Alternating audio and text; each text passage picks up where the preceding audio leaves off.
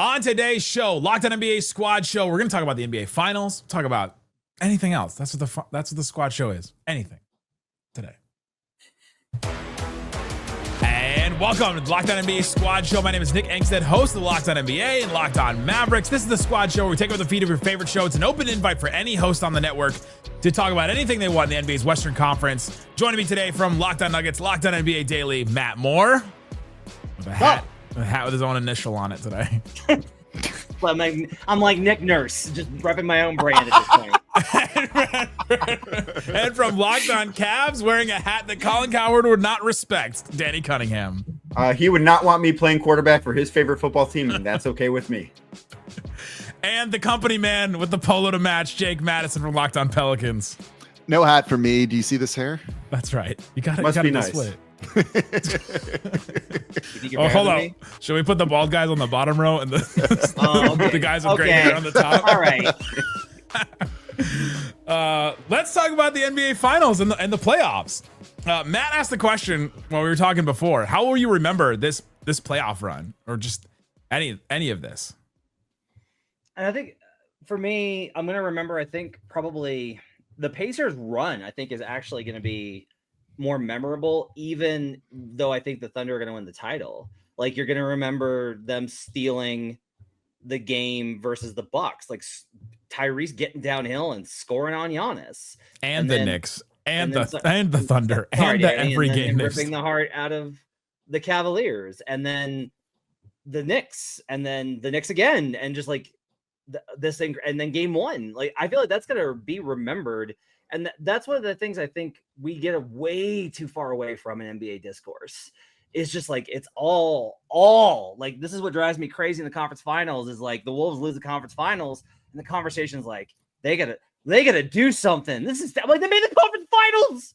They're the top 4 team. That's really good. And so when you have a run that kind of transcends winning the whole thing, that to me is really awesome. Like, I hope Cavs fans genuinely look back at this season and they memory wipe themselves after April 14th. But like, everything beforehand was amazing. This is a great season to be a Cavs fan.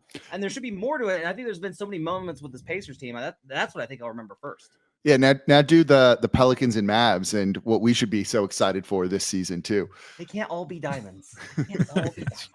No, you're right though, right? Like, it's like Tyrese Haliburton's arrival. If he goes on to actually be the superstar he's looked like, we're going to remember this playoff run and be like that's when it became a thing. And if this is a guy that starts regularly making all NBA teams, leading the Pacers to success, and shout out a small market team that's going to pay the luxury tax next season like that, we're going to look at him and look at what he changed for that team, that franchise. And whenever he's doing great things, you're going to think back to this finals appearance, probably not finals win. I think it was just all the shots too, right? Like, he had a game-winning shot in the finals. I think I will remember that. I'll think back to that dumb video of Reggie Miller and his family like jumping around in their living room. I'll think back to Reggie Miller calling the Pacers Knicks series. What a weird thing that was. Like, I mean, the Pacers are going to be the memorable thing about this, but I also think that there's a good chance that 2 years from now, we're thinking back, looking at this playoff run and go, man, that was the time to get Oklahoma City. I think that could be something that we think back at, because they were pushed to a game 7 by a Denver team that I think we would probably all agree does not have nearly the same amount of talent and certainly defensive depth that the Thunder do. And they took them to 7 games. And I mean, these things are crazy. And I think we all know this, and a lot can change between now and whoever's playing in the finals next June. But I think there's a chance we're looking at this and saying that was the last chance for 2 or 3 years that somebody had to really take down the Thunder and it wasn't taken advantage of. And now we are in this era where that franchise has been built so well that they're going to be awfully difficult to beat. Do you think that Kuka Hill from Detroit Pistons, from Locked On Pistons? What's the deal? Do you think that the Thunder are just going to be like this dominant squad year over year? Yeah, I think they're probably the most set up team to do so that we've seen in a while. The fact that they're so young, the fact that SGA is as good as he is, and Chet, I feel like Chet's not even close to where he's going to be, and he's really young. J-Dub and him both came in the same class, so they both can get a lot. I think J-Dub can get even better. They have guys that are on contracts as their 8th, 9th, 10th, 11th man that would be the Pistons' 5th, 6th, 7th, and 8th men. So it's like, So it's like, it's not as sad as it would have been last year for you. I mean, it's not. I mean, it really is not too big of a shot at the Pistons as it is more of a like kind of salute to how deep the Thunder are. And I mean, yeah, and especially because like if they could, I mean, I guess this kind of works both ways. I guess I was gonna say the East being so bad, so as long as they make it there, they can just like they can just keep beating on teams in the finals, but they'd have to get through the vaunted West. So I guess it kind of works both ways. But yeah, I think OKC is probably the most well-built team that I can think of for the present and for the future over the last like few years. I don't have specific criticisms of them. They're awesome. They're amazing. I think Sam Presti's been the best executive in the league for 20 years. I think they built this team and like they did everything right. And they're going to win the title, and that's amazing. But we haven't had a repeat champion since 2018, and this CBA comes for us all. And like whether it's injuries or something else, like I'm just a little skeptical of after the Nuggets won the title, the talk here in Denver was like, this is the start of a dynasty. And I was like, slow down just to celebrate the one. Hold on. Are the Thunder doing a huddle in somebody's background and then Matt's background right now? It's not me. No, it's one of my dogs. They're barking. That's why I was muted for a second here. I'll just talk here. I'll drown them out. Like I do worry about their somewhat flexibility in the future, right? Like this is getting way further afield with it, but you know, they have everyone under contract. They have 2 first-round picks. That sounds like a good problem to have, but you have to figure out the roster management for a while. And while, yeah, maybe they have like a 2-3 year window of really like winning every title, even if you don't get repeat champions as much anymore. That's, as Matt said, the CBA is going to come for you. Guys are going to get paid. They're going to have to lose good players. And then it's really going to come down to, did you develop those other young guys to take those players' places? That's easier said than done, I think. Also, what's up with the Topic guy? Isn't he like the next? They have guys in the wings. Like that's crazy. where I wanted to go. Like they have some, but because you're right, the CBA is going to come for them the same way that it is going to come for the Boston Celtics this summer, the same way that it's going to come for the Cavs next summer, the summer after that, the same way that it's going to come for all of these expensive teams. But the advantage that the Thunder have over all of those teams are the amount of draft picks they have. I mean, you bring up Nikola Topic. Guy has not played an NBA game yet. We have no idea what he's going to be. And it's a little irresponsible to say, oh, he's going to be the next Thunder star. But Matt, you bring up that Sam Presti's been better than everybody at this for the next 20 years. If you're going to have faith, and I don't think that this is some 2 timelines thing the way the Warriors tried, but if you're going to have faith in an executive to get things right over and over and over again, because all he's done with this era of the Thunder has been get things right over and over and over again. Like this is the organization I think could do it. Hold on. Does the 2 timelines thing not work? So that's to make a joke, man. Is that like, that's like not a thing that works for NBA teams? I think part of this too is Kendrick Perkins had a rare salient comment this week. And what he said was that Katie told him. Submitted that out loud. I did. It was painful. Real words said by Matt Moore. I feel dead inside. Perkins said that in 2012, Katie walked out and was like, "We're losing James, man." And Perkins was like, "Nah, Sam will give him the extension." It's like, it's not about that. And like, there's some other stuff that happened that summer that someone should write a book about. But the reality is that James wanted his own team. And me personally, I know that like Jalen Williams has not been great in these playoffs and hasn't been like out of this world. I think Jalen Williams is legitimately going to be a superstar. Like I see all the pieces there for him to be able to get there and do that. And I think eventually Jalen Williams is going to be like in that spot of like, hey, so like winning is great, but also I would like a shoe deal. Like I would like say that about Jaylen Brown too, though. Yeah, and that's a good point. But I'm also like, I'm still kind of waiting on Jaylen Brown to get tired of his situation. Yeah, true. The same thing happened with Brunson. He's going to have his own team next year. Yeah. The Thunder got 2 years to like make this decision, right? Because their extensions, the extensions for Chet and J-Dub won't kick in for 2 years from now. So we could be looking at like 3 seasons worth, right, of them taking advantage worth. And if they take advantage of it all completely for 3 seasons, is that not already fulfilling what the question of, are they going to run off like, you know, a great run? So they could theoretically do it over this next period before they even get extensions that kick in, before they have to start making some of those crazy decisions. So wait, they're signed under contract this next season, 2025-26. Then 26-27, going into that season, they're both restricted free agents. So it's like one more season of this on their rookie deals, and then including this. So if you count this championship run, then the next this year and next year, and then after that, then they got to figure something out. I mean, they'll keep them, right? Well, I mean, I would imagine they extend them and figure it out later because that's what the NBA has become. They're not going to just let them walk. They're going to extend them. They'll probably be in the second apron for a year, and then they will probably have to trade somebody. They'll have to pick somebody at some point. But if you trust the Thunder because they've done everything so well, you'd imagine by the time they have to trade Jalen Williams or Chet Holmgren that they might have somebody else that looks just like them. I just feel like we've done the this is a dynasty and the making things so many times when a team makes their first run, and it just doesn't work out. I just feel like it's better to be skeptical of that in this day and age than it is to be confident in it. You're gonna have to show me. I mean, that's totally fair.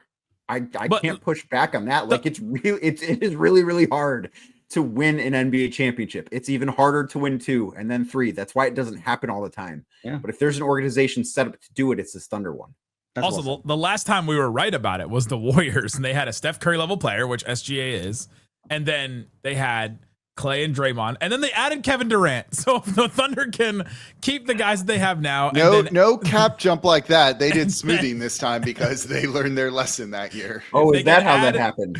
If they can add Anthony Edwards in like 3 or 4 years, then maybe they will be the next dynasty. Like that's the last one we saw. Absolutely insane. I mean, look, they got the assets to do like a consolidation kind of trade like that, where it's like, oh, in 2 years, we're going to have to pay 3 guys. So let's get rid of 2 of them now and bring 1 player back. Like that's a way to solve that sort of thing. Coming up, we'll talk about if Tyrese Haliburton is a superstar. That's right. We're going full first take. Danny doesn't really want to do that. He'll do something different. But we'll talk about that and more coming up. Locked On NBA Squad Show. Today's episode of the Locked On NBA Squad Show is brought to you by DoorDash. Go check out DoorDash and use it because you'll want to watch all these games. You're going to want to hang out. You're going to want to not have to go and pick up something. My go-to is Wingstop. I got to get drums. I got to get lemon pepper. Come on. What else do you need? You could also get a special deal with DoorDash if there's a deal called They Swoosh, You Score. Anytime a player drops 50 or more in a playoff game, Dash Pass members score a free 3-piece crispy tenders combo from Wingstop the very next day. Just place an order of $20 or more. Use the code WINGSTOP50. That's the numbers 50, Wingstop50 at checkout. The combo is yours. Go check it out. You can do all kinds of stuff with DoorDash as well. And so unlock all their different kind of exclusive deals all season long. When any player scores 50 points or more in a playoff game, Dash Pass members can grab that free 3-piece crispy tenders combo from Wingstop the very next day with a $20 or more order and the code WINGSTOP50. That's Dash Pass, your door to more savings, more flavor, and more ways to win. Terms apply. Where have you guys landed on the Tyrese Haliburton, is he a superstar? Dumb conversation yet? That's a loaded question. Dumb conversation. Yeah, where do you land on this? Throw this piece of dumb meat on the floor. This is what the Squad Show is for. We talk about dumb things, and you can say they're dumb or not. Do you guys think here's a different conversation that relates to that? Do you guys think that we're like should be the host? No, I for promise. Giannis. No. Just do you guys think that we are too like stingy on who we call a superstar and who we don't call a superstar? Like I think we're too feel lenient. as if that is a thing that is gatekept that doesn't need to be.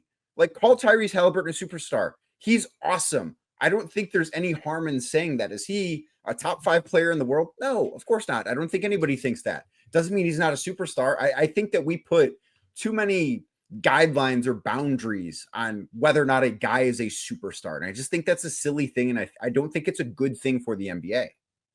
Am I going to be alone on the island by saying I feel like we're too lenient with who we call superstars? See, that I'm with you because I think a superstar has more to do with off the court than it is on the court. Because you gotta know who, like, a casual fan needs to know who the player is, and like Tyrese hasn't hit that point yet. I don't know. I don't know if 50 Cent SGA seems to know who he is. I don't know if SGA has hit that point yet. Honestly, Yeah, the argument of does your mom know who these players are yes, is salient. I side with Danny a little bit on this. We just need to change the terminology because the reality is like, look, if you're listening to this show, if you listen to Locked On NBA, you follow this league enough.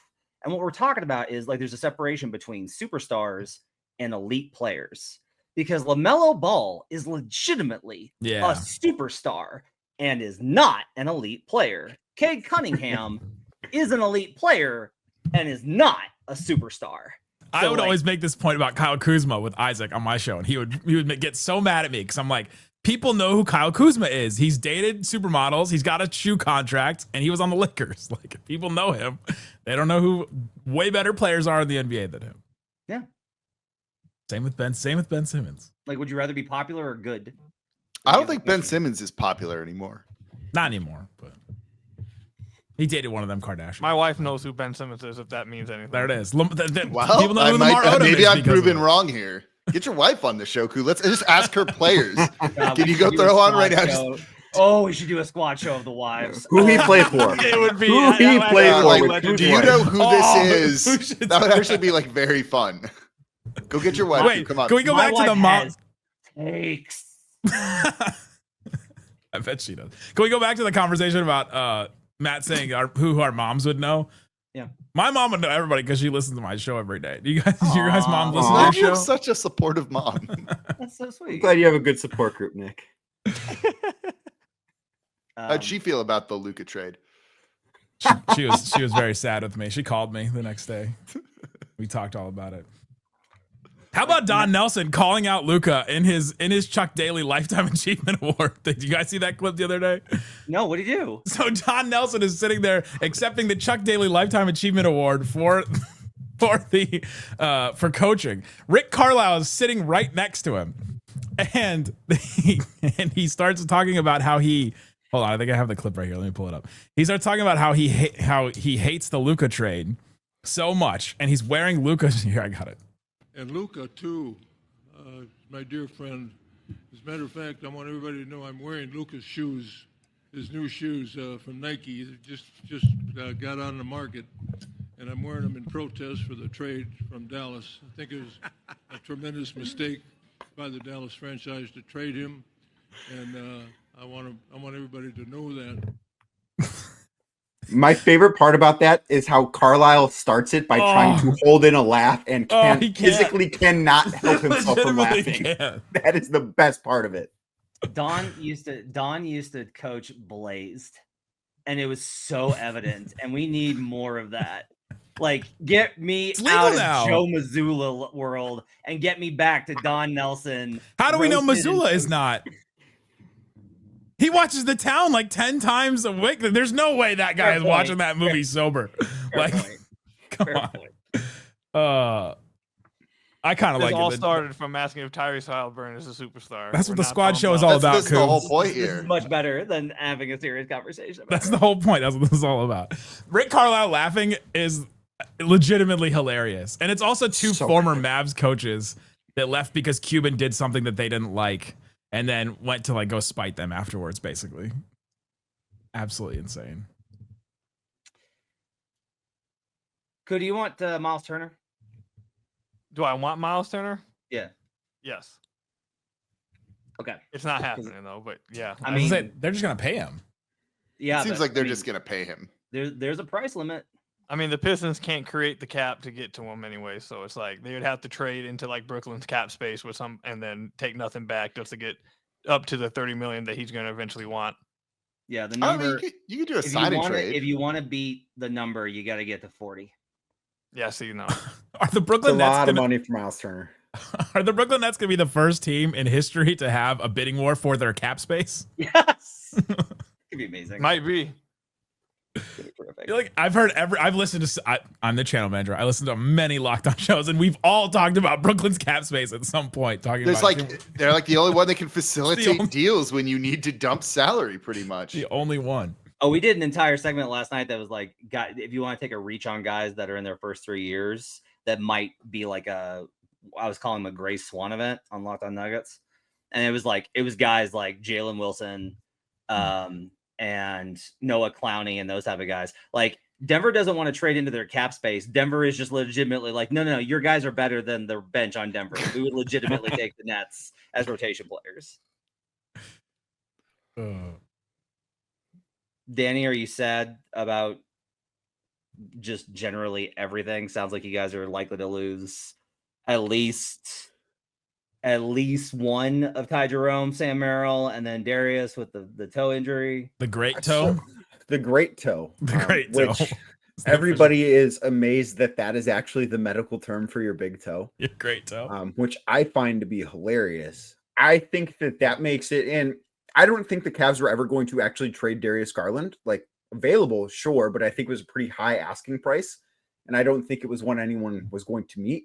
And I think this makes it more likely he's back on the Cavs, and I think it's like 90% chance he's back in Cleveland next year. I do think that one of Ty Jerome or Sam Merrill is going to be gone. I would guess that the bench is going to be remade. Like, I would expect Isaac Okoro to be somebody that gets traded this year because he makes $11 million and he's their 10th or 11th guy. I think Dean Wade's time probably over in Cleveland. I think they need to change something. I don't think that they can just run it back as is. One of the big things that I've been talking about is that, like, we need to stop calling it a core four in Cleveland. Jared Allen is not a core piece. Cores are not 4 people big. They're like 2 or 3 guys at most. I would look into moving him if I'm the Cavs. Like, I just think that you need to change something up. It's not going to be Mitchell or Mobley, and I don't think it should be Garland either. How much do you hate? Like, did you hate Indiana before this playoff run? No, I think the style of basketball they play is awesome. Like, I think they're a very fun watch. I love that they're unique. And I know that there was a big conversation last year when Boston won the title. It's like, oh, now everybody's just going to shoot 1,000,000 threes, right? Like, that is going to be how the NBA goes. And the Pacers shoot threes, but they play a style of basketball that nobody else plays in the NBA. I think that's really cool.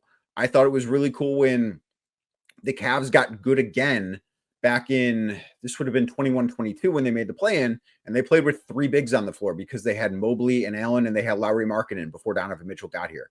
I like uniqueness, and I think that the Pacers bring that. Like, I think it's a really cool team.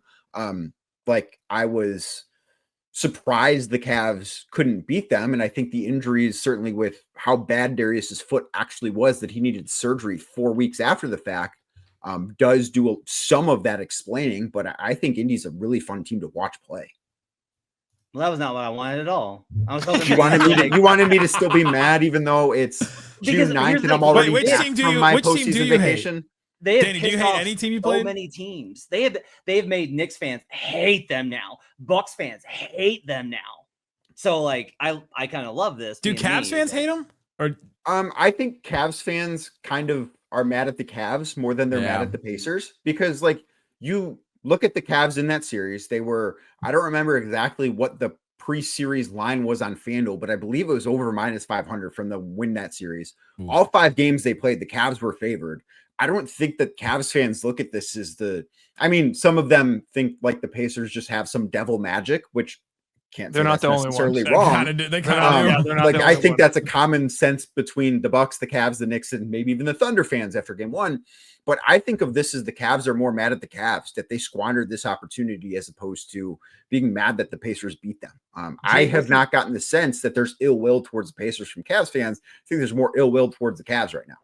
Coming up, it gets weird, but a lot more fun. We talk about how the most we've ever been mad at our teams, the most fun we've ever had watching and following our teams. Stay tuned with us. Locked On NBA Squad Show continues. Today's episode of Locked On NBA Squad Show is brought to you by Monarch Money. Check out Monarch Money because it helps you to manage your finances, figure out where everything is going. I can connect all kinds of different accounts. I connected my mortgage. I connected my student loans. I connected investments, 401k, and credit cards, savings account, every little thing you have where there's money moving around in different spots.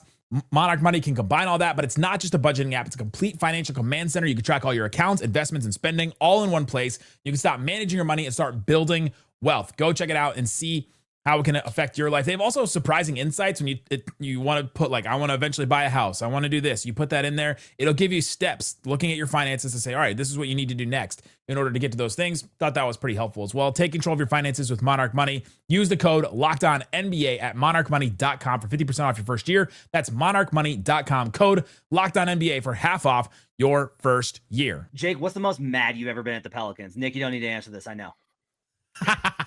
I don't even know what the most mad Nick's been at. There's like a lot at of the Pelicans. Yeah. Oh, he was like, that's what I thought you were asking him. When they put that dumb purple court on, I couldn't. Were you weren't here for that one? It was the next game, right? You missed that one. Yeah. You had a purple drink in New Orleans. Not a purple. I had multiple that day. It's a pretty fun. 2 is a lot. I'd have to think on that one. Let me come back to that in a minute. But there's been quite a few of those moments in my 15 years covering the team. Some of them are just kind of what's the most mad you've been at your team? Koo. Yeah, that's a good one. Are we joking right now? No. Like, This is what the squad show is. I can go like 5 deep if we really want here. Like, Let's rank them.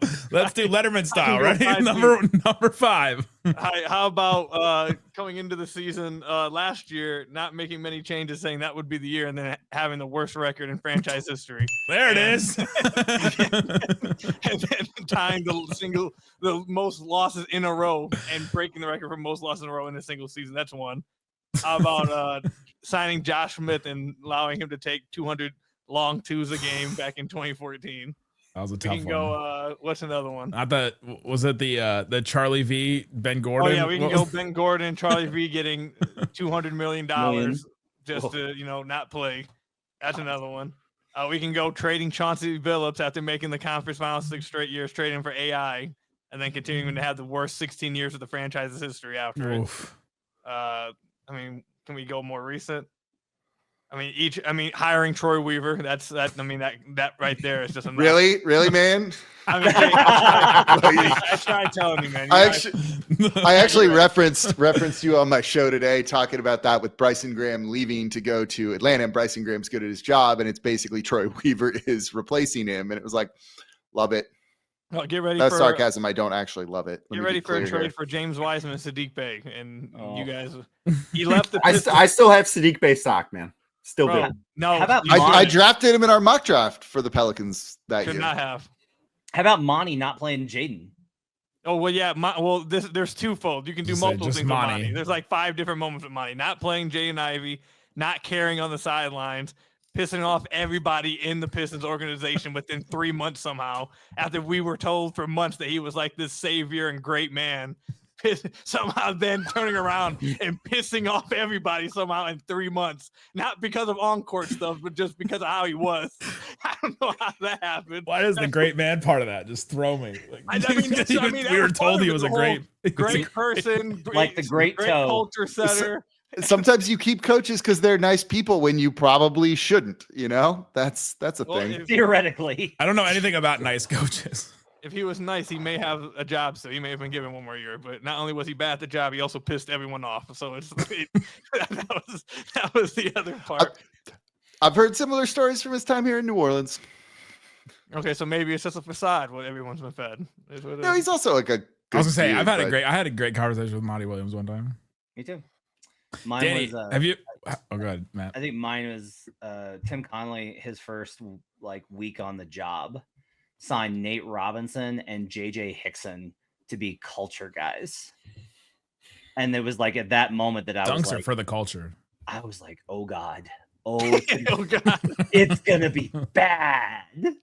It's gonna be so bad. Brian Shaw doing the wrap of the scouting report. That was a low moment. Ooh, That was less than ideal. That he was Hamiltoned it. it's-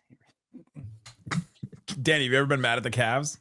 Yeah, the 09 conference finals against the Orlando Magic haunts me. Oh yeah. Oh, That's the one. Like that is the one. If you look at the missed opportunity, Orlando turned into the Warriors didn't exist at that point, obviously, but they turned into what the Warriors became for 6 games, and it was infuriating. And also to bring up JJ Hickson, not trading him for Amari Stoudemire. Ooh, great callback. Those would be the two. There's a lot of JJ Hickson talk on here today. More than I anticipated. Yeah, I was not having that on my bingo card coming in JJ's here. mom is probably listening to be like, my guy got a stray. What's the most happy you've ever been with a team? I'd love to be able to say 2004, but I can barely remember it. So Is it drafting Cade? I might actually. No, be it Cade, bro. was the lottery night. We Yeah, were the live lottery. with Yeah, Chad lottery. Ford on Yeah, here. when they won the lottery, might legit be the happiest time I've been. Either that or Maybe Blake's in his whole life. It might be Blake's 2018-2019 season. I can probably pull a few games. That was fun. That's the most fun I've ever had watching this team. That season, Blake was incredible. Yeah, he was really great. Game 3 against the Timberwolves last year. Home game. Mavs go up 3-0. And we did our show and TNT was 10 feet to my right. And we had a giant crowd behind us because of them. And then it was Not was the incredible. blowout game against the Suns in the playoffs. No, I wasn't there. I was at 3. So I loved it when and we then traded for at that point you knew you were going to the finals. So it was just Yeah. a different level of The DeMarcus Cousins trade during All-Star in New Orleans when like you weren't expecting that was pretty fun here during Mardi Gras too. And then he rode in a parade on Mardi Gras Day with like women's underwear on his head. He's a goat. It's up there. It's just fun. Jersey should have been retired that day. Should have been retired that day and put up. I mean, like everything with the Pelicans, it went south soon after, primarily due to injury. They played a fun style though. That team was like fun. They were unique. They swept. They would have. I swear to God, they would have beaten the Warriors if Cousins doesn't get hurt. I swear to God, they would have beaten the Warriors. They couldn't match up with them at all. It was going to be super interesting. They just did something completely different. And sometimes you like, look, be bad and fun. And I'm cool with that. When you're bad and boring is the worst thing in the world. So I don't know, be a little chaotic sometimes. Hey, that's what we're talking about with the Pacers. Yeah. Except they're not bad. They're chaotic. Though. No, but they're chaotic and like chaotic's fun. Chaotic. What do you guys care about in the draft? Like maybe outside of your teams?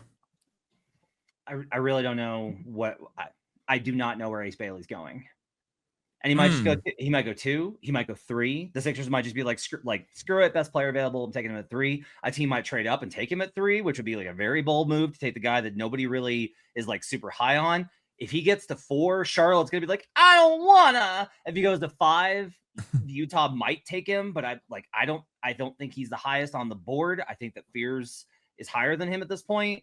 Like, I think he can backslide. I don't know what happens. I have no idea what happens with Ace Bailey. It is fascinating to me for what him and Malawash are the two guys where I'm like, yeah, I don't know. It could be like a top 5 pick. It could be way closer to 10 or 14. It's crazy. I love that. I love when we don't know, like after 1 or 2, like how the rest of anything is going to go. Because it's not just that, right? Like there seems like there's going to be a ton of trades on draft night or the day before, and that lottery or that whole first round is going to look very, very different when it comes to this. Like Matt, you wrote in your Substack, like this is maybe a year to try and trade down because you might be able to get more for it. So I wonder if you're going to see teams doing that. I might, like it seems very unpredictable. Like the Thunder can't take 2 guys in the first round. Brooklyn has 4 first round picks. Brooklyn is not keeping those 4. No, you can't. In our mock draft though, they traded for 2 more and had 6. Shout out to Adam and Doug who like on their way out just dropped a hey, we took 6 first round picks. They were the Magic Johnson meme. I'm not gonna be I'm interested to see I don't think Philly's gonna take that pick. I want to see what Philly does with 3. Yeah. Simmons has talked about the Lauri Markkanen for the 3, which I think made more sense before Austin Ainge got hired. For the Jazz, because I do think that Danny actually is pretty high on Ace Bailey. That's just like what stuff I've heard. So that would have made sense. But beyond that, like, where does Paul George go? The other thing is a lot of these trades I think have to happen on draft night. Mm-hmm. Like draft night might before be the financial year comes over. Yeah, it might be certifiably insane because a lot of these deals might happen on draft night because they're going to have to use the draft capital as I don't want to say the word lubricant, but a lubricant to get those deals done. You said the word lubricant twice. Yeah, I didn't want to say it, and yet I said it twice. I don't want to say it, but I'm children here. Well, I've always it's called it's a car term. Come on. I've always called the second round picks the lubricant of trades. You just add it, rub a second round pick on it. The Thunder are very slippery. I thought that's what pick protections were for. Oh, come on.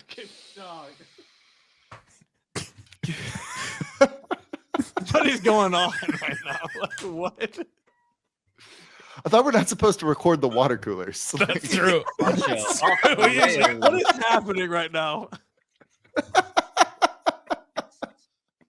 Did Nick just get fired live on air? I'm actually curious if he's going to edit this out or if it's going to be in there. I guess the audience will have to let us know in the comments down below on YouTube. Igor Demon is another name where I don't know if he's going to go. Like, he's pretty divisive and everything. Like, the hype on him is very high, but that might just be agent created. Has Rafael Barlow convinced everyone that Maxime Reynaud should go in the top 10 if you're him? A lot of hype. A lot of hype. I think the main takeaway from this podcast for Pistons fans who are listening, let the JJ Hickson story be be something to learn from. Don't let this hope of the young guy stop you from getting someone who actually is good. I just legit had a power surge. I just had a power surge in my house after we were just talking about that. That's what it was. Yeah. No, David Locke found my power. He just hit it. He's just like, out there with a hatchet. That's a drone, of course. Please stop ruining this network. Are you keeping Jason Kidd, Nick? Am I keeping him? Yeah, are you keeping like in a closet? Yeah. In a closet. I think the Mavs are going to keep him, but I think this has just all been a leverage play by him. It's like, hey, I'm 1 foot out the door. You guys would Jason Kidd do that?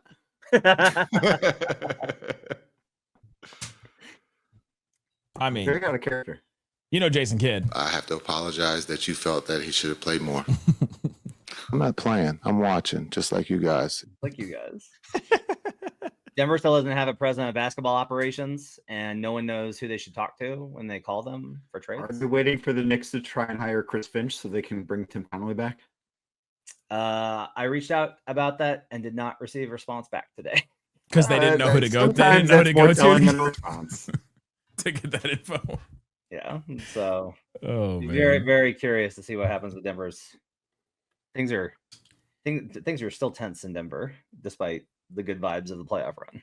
All right, boys. We've had good vibes today. Go check out Locked On Mavs, Locked On Pelicans, Locked On Nuggets, Locked On Pistons, Locked On Cavs, Locked On NBA Game Night, and Locked On NBA Daily. Those are the shows that we all represent. Guys, thanks for hanging out with us on the Locked On NBA Squad Show.